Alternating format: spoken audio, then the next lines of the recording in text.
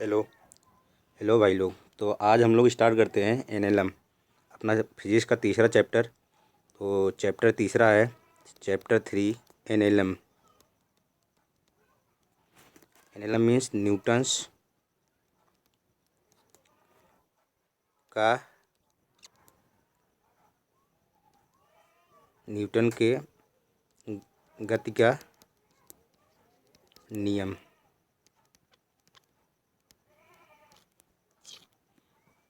तो इससे पहले वाले चैप्टर में हम लोग काइनेमेटिक में मतलब गतिकी में हम लोग क्या पढ़े थे। तो गतिकी में हम लोग ये पढ़े थे कि कोई चीज़ अगर गति कर रही है तो क्यों गति कर रही है। जैसे हम लोग पढ़े थे कि भाई उसका वेग होता है, उसका कुछ विस्थापन होगा, या फिर उसका कुछ क्या होगा, त्वरण होगा। और वेग और विस्थापन त्वरण के साथ में उसको क्या लगेगा, समय लगेगा। ठीक। तो ये हम लोग गतिकी में पढ़ते हैं। लेकिन किस वजह से वेग हो रहा है या किस वजह से विस्थापन हो रहा है, किस वजह से त्वरण हो रहा है, इसके कारण को हम लोग उसमें नहीं पढ़े थे। तो मैंने बताया था कि भाई जब हम लोग कारण को पढ़ेंगे तो इसमें पढ़ेंगे, वो पढ़ेंगे न्यूटन के गति के नियम में। ठीक है। तो इस चैप्टर में हम लोग क्या जानेंगे बेसिकली कि क्या कारण है कि जिससे कोई वस्तु क्या कर रही है, गति कर रही है। ठीक है। तो चलते हैं पहले। तो पहला तो कारण क्या है कि भाई सबसे बड़ा जिम्मेदार कौन है। तो जिम्मेदार क्या कौन है, जिम्मेदार है बल। तो पहले हम लोग क्या पढ़ेंगे, बल। बल क्या है, इसको बोलते हैं फोर्स। तो बल क्या है, बल वह बाह्य कारक है, वह बाह्य कारक है जो किसी वस्तु की दशा को बदल दे,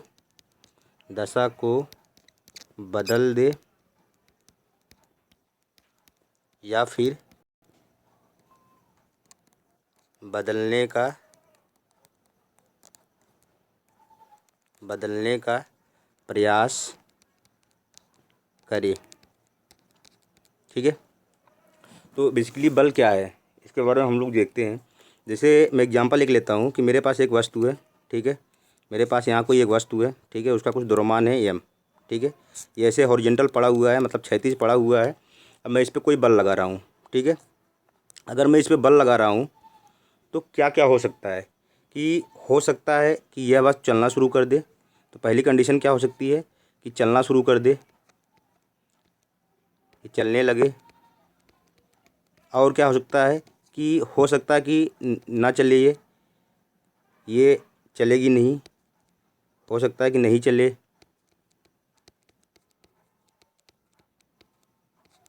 तो इन दोनों के बीच में क्या चीज़ आ रही है कि भाई जब नहीं चले, अगर चलने लगेगी, इसका मतलब जो यहाँ पे बल लग रहा है, ये बल जो मैं बाह्य क्यों बोल रहा हूँ, इसको मैं कहाँ से लगा रहा हूँ, बाहर से लगा रहा हूँ उस वस्तु पे।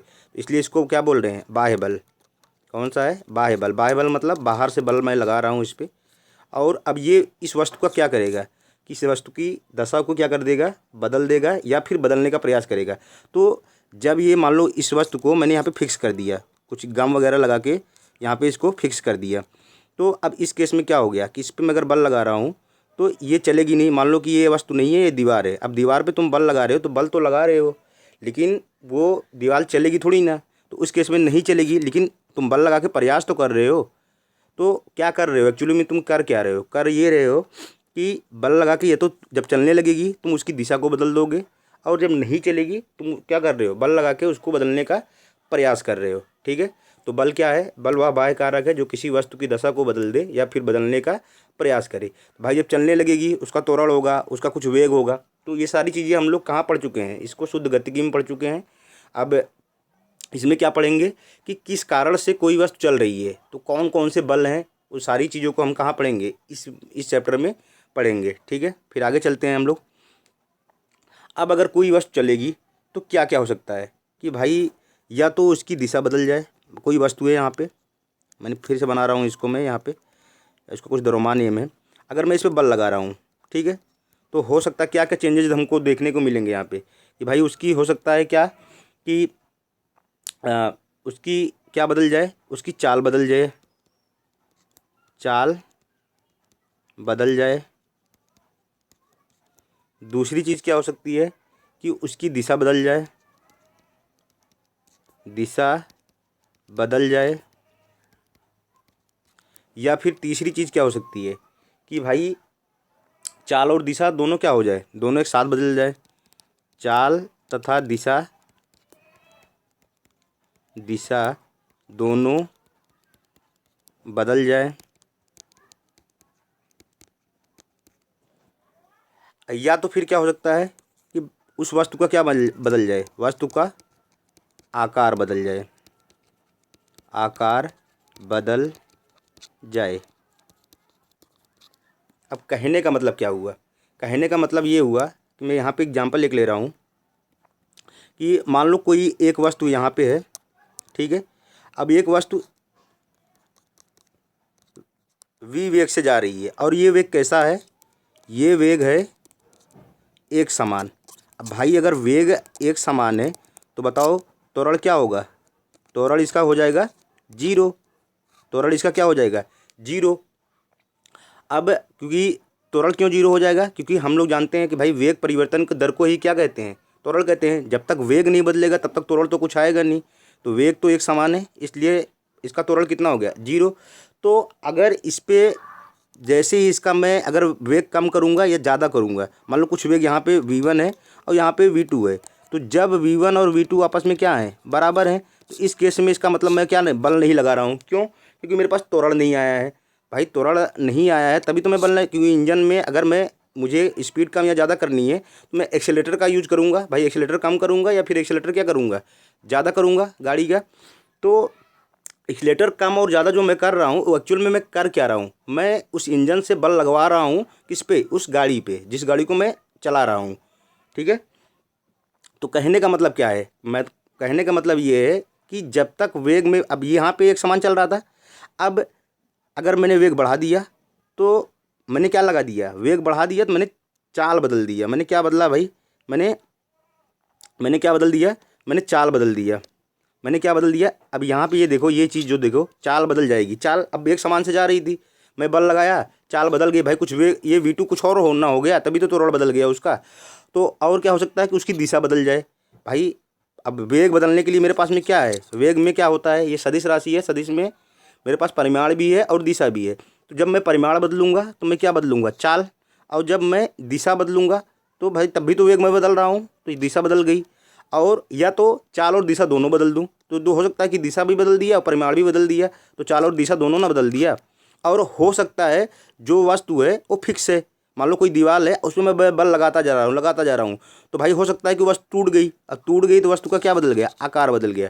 तो जब किसी चीज़ पे हम लोग बल लगाते हैं तो क्या क्या चीज़ देखने को मिल सकती हैं, एक तो हो सकता है कि उसकी चाल बदल जाए, हो सकता है कि उसकी दिशा बदल जाए, हो सकता है कि चाल और दिशा दोनों बदल जाए, और वस्तु का आकार बदल जाए। तो ये चीज़ तो समझ में आ गई होगी भाई, वेग बदल रहा है, वेग बदल रहा है मतलब क्या कि वेग बदलना जरूरी है, क्योंकि अगर वेग नहीं बदलेगा तो त्वरण उसमें आएगा नहीं, और त्वरण नहीं आएगा तो बल लगेगा ही नहीं। बात आ गई समझ में। करते हैं आगे बात। तो बेसिकली हम लोगों को क्या करना है, हम लोगों को पहला लॉ पढ़ना है। पहला लॉ जो न्यूटन का था, यहाँ पे मैं हेडिंग लिख रहा हूँ न्यूटन के गति का फर्स्ट नियम, पहला नियम। तो पहला नियम क्या है, इसको आराम से हम लोग पढ़ते हैं।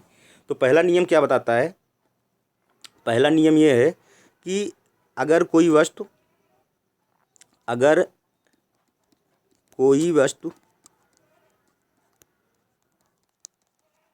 विराम अवस्था में है, विराम अवस्था में है, तो विराम अवस्था में ही रहेगी। अगर गति, तो अगर यहाँ पे मैं एक समान गति लिखूँ ज़्यादा बेटर होगा। अगर एक समान गति कर रही है तो एक समान गति करेगी जब तक उस वस्तु के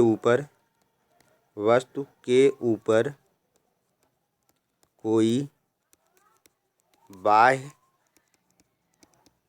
बल ना लगाया जाए। अब समझते हैं इस पॉइंट को हम लोग।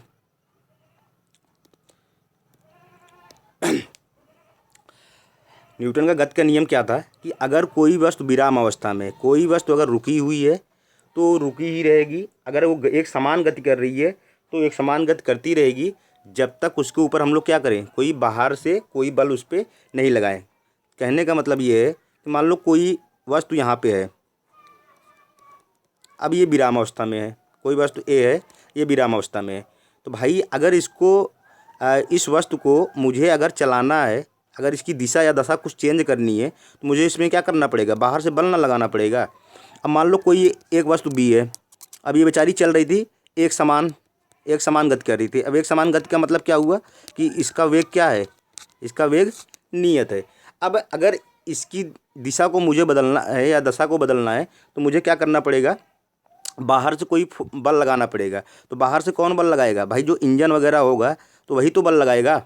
अगर इंजन बल नहीं लगाएगा तो बताओ क्या इसकी दिशा चेंज हो सकती है, क्या नहीं चेंज हो सकती है। तो न्यूटन का पहला नियम यही था कि अगर कोई वस्तु रुकी है तो रुकी ही रहेगी, और एक समान से गतिमान है तो गतिमान ही रहेगी जब तक हम लोग बाहर से उसके ऊपर कोई बल नहीं लगाएं।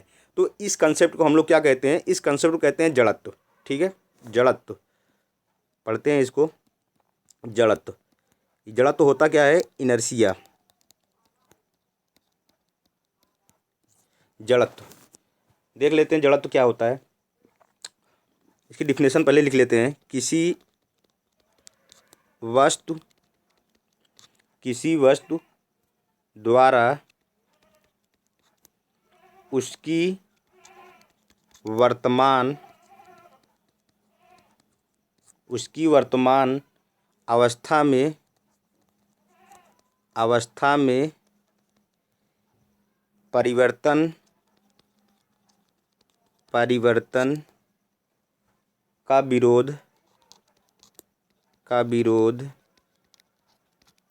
परिवर्तन का विरोध करने का गुण जड़त्व कहलाता है। पहले समझ लेना है कि भाई अब मान लो यहाँ पे मैं एग्जांपल ले रहा हूँ। अब कोई वस्तु रुकी हुई है, ये वस्तु यहाँ पे किस अवस्था में है, विराम अवस्था में है। ठीक, अब इस पे मैं बल लगाना शुरू कर रहा हूँ तो अब ये क्या करेगा कि यहाँ पे जैसे मैं इस पे बल लगाऊंगा तो ये इस बल का क्या करेगा, इस बल का विरोध करेगा, क्योंकि विराम अवस्था में है। कब तक विरोध करेगा, जब तक जो विरोध करने वाला बल है वो इस बल से कम नहीं हो जाए। मतलब जो तुम बाहर से बल लगा रहे हो ये ज़्यादा हो जाए। अगर इसको मैं नाम देता हूँ F1, और ये जो बल लगा, ये रोक रहा है बल, विरोधा बल जो है, विरोध करने वाला बल है, उसको मैं मान लेता हूँ F2।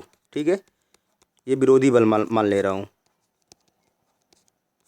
ठीक है, अब ये जो विराम अवस्था में वस्तु है ये कब तक नहीं चलेगी, जब तक F2 क्या होगा, ज़्यादा होगा। भाई रोकने वाला बल ज़्यादा है, सीधी सी बात है। इस केस में क्या होगा, ये नहीं चलेगी।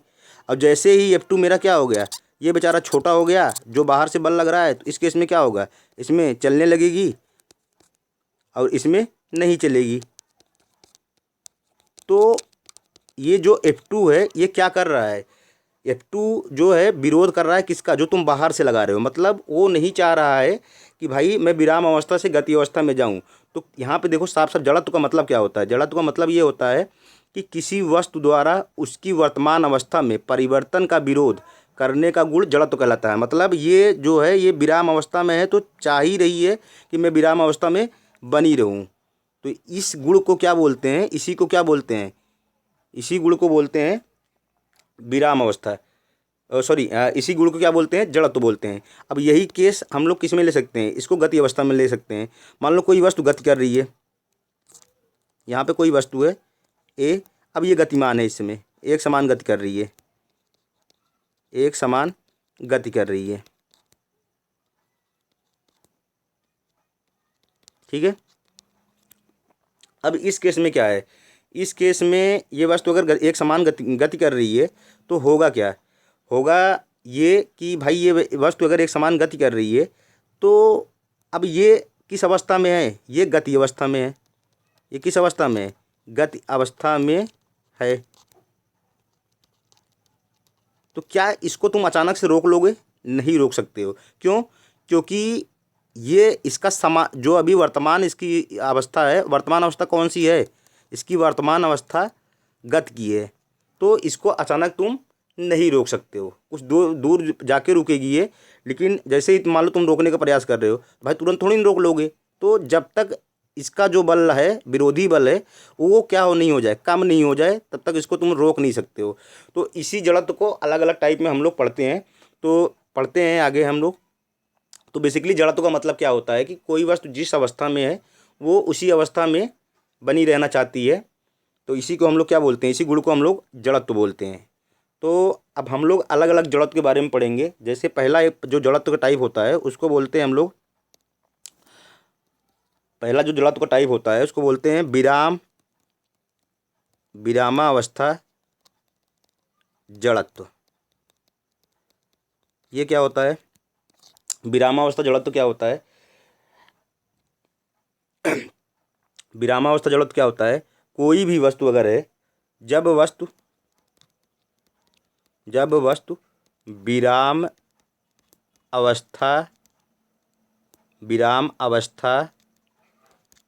अवस्था में है तो वह स्वयं नहीं चल सकती। मतलब अगर वो विराम अवस्था में है तो हमें उसका गुण है कि भाई वो विराम अवस्था में ही रहेगी। जब तक हम लोग बाहर से कोई जो बल लगाएंगे, वो जो उसका विरोध करेगा उससे वो ज़्यादा नहीं हो, तब तक वो नहीं चल सकती। इस गुण को क्या बोलते हैं हम लोग, विराम अवस्था जड़त्व बोलते हैं। कहने का इसका एग्जाम्पल जैसे हम लोग देख लेते हैं। जैसे ये बस है, ठीक है। अब बस स्टॉप पे कोई बस रुकी हुई है, ये बस है एक। अब ये बस इसमें रुकी हुई है। जैसे ही ड्राइवर बस को आगे लेके जाता है, बस को कहाँ लेके जा रहा है, आगे, तो जो आदमी यहाँ पे सीट पे बैठा होता है वो कहाँ चला जाएगा, वो पीछे जाएगा। क्यों, क्योंकि वो विरोध करेगा इसका। अब बस का इंजन जो बल लगा रहा है कहाँ लगा रहा है, आगे। तो ये तो आदमी कैसा कहाँ बैठा है, इसको थोड़ी ना पता है कि बस चालू हो गई है। तो ये तो किस में था, विराम अवस्था में। अगर ये विराम अवस्था में है तो भाई ये विराम अवस्था का जड़त्व ना है कि वो ये अगर बस आदमी विराम अवस्था में है तो ये चाहेगा भैया मैं विराम अवस्था में बना रहूं। लेकिन कोई अचानक से उसके ऊपर आगे की तरफ फोर्स लगा दिया तो ये विरोध करके कहाँ लगाएगा, अगर विरोधी फोर्स है तो इसके पीछे ना लगाएगा। तो इसीलिए जो आदमी होता है कहाँ पर चला जाता है, पीछे चला जाता है। आई बात समझ में। आगे एक इसी में एग्जाम्पल और हम लोग देखते हैं। जैसे हम लोग मान लो यहाँ कोई एक आम का पेड़ है, ठीक है। ये आम का पेड़ है, ठीक, ये आम का पेड़ है। अब इसमें कोई फल लगा हुआ है, ये टहनी निकली हुई है, इसमें आम का कोई फल लगा हुआ है, ठीक है। ये आम का फल है। अब भाई तुम इसकी टहनी को तुम हिला रहे हो, तो टहनी को तुम अगर हिला रहे हो, मान लो ऊपर नीचे से हिला रहे हो इसको, टहनी को, इस टहनी को तुम ऊपर नीचे हिला रहे हो ऐसे करके। अगर टहनी को ऊपर नीचे हिला रहे हो तो आम तो बेचारा किस अवस्था में है, विराम अवस्था में है। आम किस अवस्था में है, विराम अवस्था में। और टहनी को तुम किस में कर दिए हो, गति अवस्था में कर दिए हो भाई। तो अब ये आम क्या चाहेगा कि मैं हमेशा विराम अवस्था में रहूं। लेकिन जैसे ही टहनी अगर ऊपर जाएगी तो आम के ऊपर बल कहाँ लगेगा, नीचे। जैसी टहनी नीचे आएगी तो आम के ऊपर बल कहाँ लगेगा, ऊपर। तो इसीलिए आम यहाँ से टूट कर क्या हो जाता है, नीचे गिर जाता है, ठीक है। आगे पढ़ते हैं। अगला जो है गति का जड़त्व। अब गति का जड़त्व सेम टू सेम वही बात है भाई। गति का जड़त्व क्या है कि कोई वस्तु अगर गतिमान है, गति कर रही है, तो गति करेगी। मतलब कहने का मतलब ये है, एक समान रूप से एक समान रूप से गतिमान गतिमान वस्तु स्वयं एक समान रूप से गतिमान वस्तु स्वयं अपनी गति को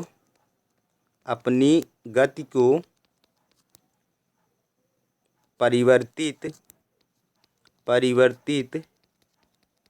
नहीं कर सकता है। कहने का मतलब क्या हुआ? मतलब ये कि भाई अगर कोई वस्तु एक समान रूप से गतिमान है तो वो अपनी मर्जी से अपनी गति को क्या करता है? परिवर्तित नहीं कर सकता, जब तक हम उसके ऊपर क्या करें? कोई बाहर से बल नहीं लगाएं। तो इसका भी एग्जाम्पल देख लेते हैं। इसका एग्जाम्पल वही बस वाला ले लेते हैं कि उस समय बस क्या हुई थी। इस वाले केस में बस रुकी हुई थी, इस वाले केस में बस मान लो चल रही है। ठीक है, बस चल रही है, यहाँ पे ये बस है। ठीक है, अब इस समय गतिमान है, ये क्या है? गतिमान है। अब बस वाले ने क्या किया? ब्रेक लगाया। तो बस वाला जैसे ब्रेक लगाएगा तो बताओ ब्रेक लगाते समय उसका त्वरण किधर हो जाएगा? मैंने बताया था भाई पिछले वाले क्लास उसमें चैप्टर में कि ब्रेक लगाते समय इसमें क्या आ जाएगा? मंदन आ जाएगा। तो मंदन कैसा होता है? ऋणात्मक होता है। अब ऋणात्मक का मतलब क्या हुआ? ऋणात्मक का मतलब ये हुआ कि अगर उसका वेग आगे है तो उसका त्वरण कहाँ पे होगा भाई? पीछे होगा। इसीलिए तो ऋणात्मक होता है, त्वरण पीछे होगा। अगर त्वरण पीछे है इसका मतलब बस इंजन के ऊपर कहाँ पे बल लगा रहा है? पीछे की तरफ लगा रहा है। कहाँ पे बल लगा रहा है भाई? पीछे की तरफ बल लगा रहा है। तो बल अगर इंजन बस के ऊपर पीछे बल लगा रहा है तो जो आदमी है बताओ वो किस अवस्था में है? आदमी किस अवस्था में है? आदमी जो है वो गति अवस्था में है। तो भाई अब बस, क्योंकि बस के सापेक्ष तो गति अवस्था में है, तो भाई आदमी कहाँ चला जाएगा? आदमी आगे की तरफ चला जाएगा, क्योंकि विरोध ना करेगा भाई। अगर उसके ऊपर पीछे बल लग रहा है तो विरोध करने के लिए कहाँ पे बल लगाएगा? आगे। इसलिए जब गाड़ी पे अचानक से ब्रेक लगाते हैं तो जो आदमी सीट पे बैठा होता है वो कहाँ पे झुक जाता है? आगे की तरफ झुक जाता है। ठीक है, आगे चलते हैं भाई, आगे चलते हैं। अगला जो है इसको बोलते हैं हम लोग दिशा जड़त्व। इसको क्या बोलते हैं? दिशा जड़त्व। ये क्या चीज़ होती है? मतलब कोई भी गतिशील वस्तु, सीधी सी बात है, कोई भी गतिशील वस्तु स्वयं अपनी दिशा को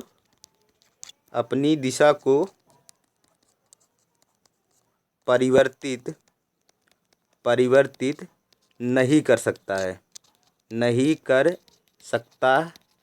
है। सीधी सी बात है, अगर उसकी दिशा को परिवर्तित कराना है तो भाई बाहर से हमको क्या लगाना पड़ेगा? बल लगाना पड़ेगा। तो तुम लोगों ने एक चीज़ देखा होगा कि भाई जब रोड, कोई मान लो ऐसे सर्कुलर रोड है, वृत्ताकार रोड है, जब कोई आदमी ऐसे गाड़ी लेके जाता है ना ऐसे, और बहुत तेज़ी से लेके जाता है, तो वो आदमी बाहर की तरफ, इधर बाहर की तरफ झुक जाता है। क्यों ऐसा होता है? बाहर झुक जाता है। ऐसा क्यों होता है? ऐसा इसलिए होता है कि भाई जब, क्योंकि वो अपनी क्या चेंज कर रहा है? दिशा चेंज कर रहा है। और अगर दिशा चेंज कर रहा है तो ये बताओ, इधर पे मान लो कोई यहाँ पे पॉइंट ले रहा हूँ मैं, यहाँ पे यहाँ पे मैं पॉइंट ले रहा हूँ। अब यहाँ पे मान लो उसकी दिशा इधर है, यहाँ पे उसकी दिशा इधर इधर इधर की तरफ है। तो भाई सीधी सी बात है कि उसकी तरफ क्या होगा? एक सेंटर की तरफ एक क्या लगेगा? एक इसका त्वरण कहाँ हो जाएगा? उसके एक केंद्र बन जाएगा। केंद्र की तरफ एक उसका त्वरण लगने लगेगा। तो जो बल लग रहा है उसे केंद्र की तरफ लग रहा है। तो इसलिए वो आदमी किधर की तरफ झुकेगा? जब बल इधर लग रहा है तो आदमी किधर तरफ झुकेगा? इधर की तरफ लगेगा आदमी के ऊपर बल, क्योंकि वो विरोध ना करेगा। इसलिए आदमी कहाँ झुक जाता है? बाहर की तरफ झुक जाता है। आई बात समझ में? गाड़ी का पहिया, कीचड़ वगैरह देखो मडगार्ड, गाड़ी का पहिया जो रहता है, गाड़ी का पहिया अगर गाड़ी ऐसे ऐसे चलती है तो कीचड़ ऐसे उछल के जाता है। कीचड़ ऐसे ही उछल के क्यों जाता है? क्यों? क्योंकि यहाँ पे उसकी दिशा चेंज हो रही है। यहाँ पे ये रुका हुआ था, दिशा इस साइड थी, अब इधर जा रहा है तो दिशा चेंज हो गई। आई बात समझे? तो इसमें मैं एक फ़ोटो था, मैं भी लेता हूँ, 1 मिनट रुको, मैं फ़ोटो लेता हूँ, दिखाता हूँ कि कौन सा है। 1 मिनट, देखते हैं पिक्चर्स। 1 मिनट, इसी में कोई फ़ोटो था एक, ये वाला। ठीक, देखते हैं इसको।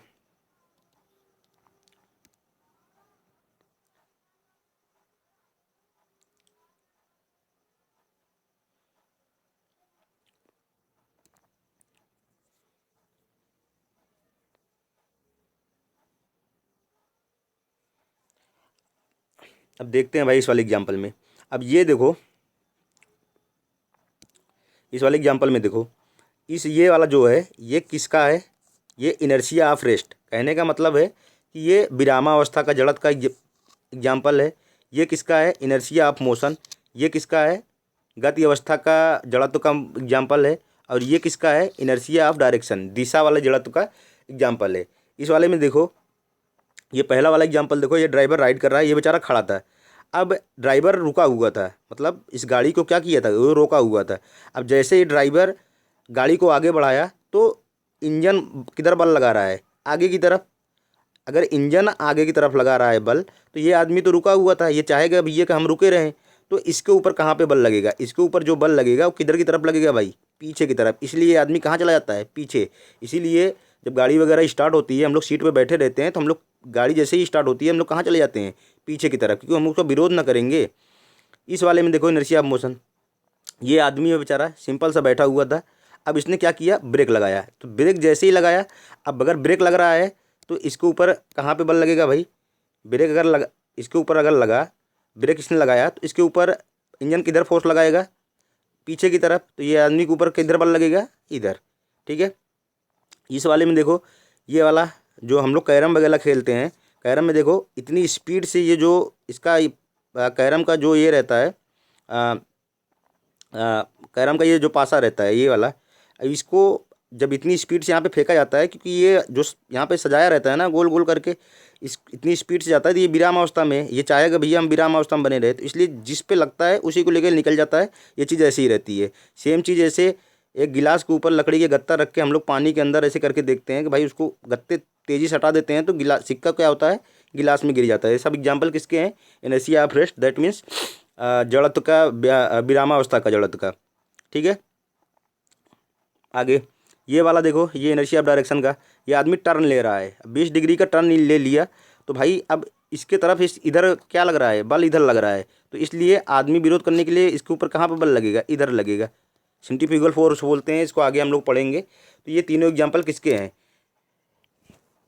ये तीनों एग्जाम्पल हैं न्यूटन के गति के नियम के। तो मतलब हम लोगों को क्या समझ में आया, हम लोगों को ये समझ में आया कि भाई कि न्यूटन के गति के नियम में हम लोगों ने क्या पढ़ा, हम लोगों ने ये देखा कि भाई कोई वस्तु अगर गतिमान है तो गतिमान ही रहेगी, अगर विराम अवस्था में तो विराम अवस्था में रहेगी। इसका ये गुण कहाँ से आया, उस वस्तु से आया। मतलब अगर कोई वस्तु विराम अवस्था में, वो चाहेगी कि भैया विराम अवस्था में ही रहे। अगर गतिमान है तो चाहेगी ही कि विराम अवस्था में गतिमान ही रहे। और अगर दिशा बदलते हैं तो बिना कोई बाहर से बल लगाए हम लोग कुछ भी नहीं कर सकते उस वस्तु के साथ में। ठीक है। तो अभी हम लोग इतना ही पढ़ते हैं आज इसके लिए, तो आगे थोड़ा सा ज़्यादा बढ़ा के पढ़ेंगे भाई। ठीक है। तो आज के लिए तुम लोगों को कोई काम है नहीं, बस इसको रीड करना है और बताना है मुझे। अगर कोई ऐसा लग रहा है तुम लोगों की इस तरह समझ नहीं आ रहा है या समथिंग कुछ हो रहा है तो बताना। कल हम लोग पढ़ेंगे कितने टाइप्स के फोर्स होते हैं, और न्यूटन के गति के दूसरे नियम और तीसरे नियम पे। फिर आगे एग्जाम्पल भी हम लोग करेंगे, क्योंकि बहुत सारा इसमें काम करना है। मैं बता दे रहा हूँ तुम लोगों को इसमें कि करना हम लोगों को क्या क्या है। हम लोगों को पहले तो गति के नियम सारे पढ़ने हैं, मतलब फर्स्ट लॉ, सेकेंड लॉ और थर्ड लॉ, ये पढ़ना है। सबसे मोस्ट इम्पॉर्टेंट जो है इसमें हम लोगों को जो पढ़ना है वो है FBD, फ्री बॉडी डायग्राम। सही है, इसको बनाना हम लोगों को सीखना है। मैं बताऊंगा कैसे इसको बनाया जाता है, क्योंकि सारा खेल इसी का है। जो FBD बना लिया वो सारे काम अपने कर लिया। ठीक है। तीसरा काम हम लोगों को क्या करना है, तीसरा काम हम लोगों का करना है कि इसमें FBD में ही सब अगर देखो FBD बनाना आ गया ना, तो फिर फ्रिक्शन वगैरह जो घर्षण वगैरह है ना, ये सारी चीज़ें हम लोग कवर कर लेंगे। बात रही सापेक्ष गति की, तो सापेक्ष गति थोड़ी बहुत तुम लोग जानते हो भाई। ठीक है ना, उस पर हम लोग एक्सरसाइज कर लेंगे, उतना ज़्यादा है नहीं, फिर भी एक आध लेक्चर में लेके सापेक्ष गति भी ख़त्म कर दूंगा। तो धीरे धीरे हम इसे बढ़ते रहेंगे। बाकी केमिस्ट्री का देखता हूँ, केमिस्ट्री भी कल करते हैं स्टार्ट। ठीक है। तो ठीक है, जैसा भी रहे तुम लोग मुझे बताना भाई, करते हैं ऑफ इसको भी।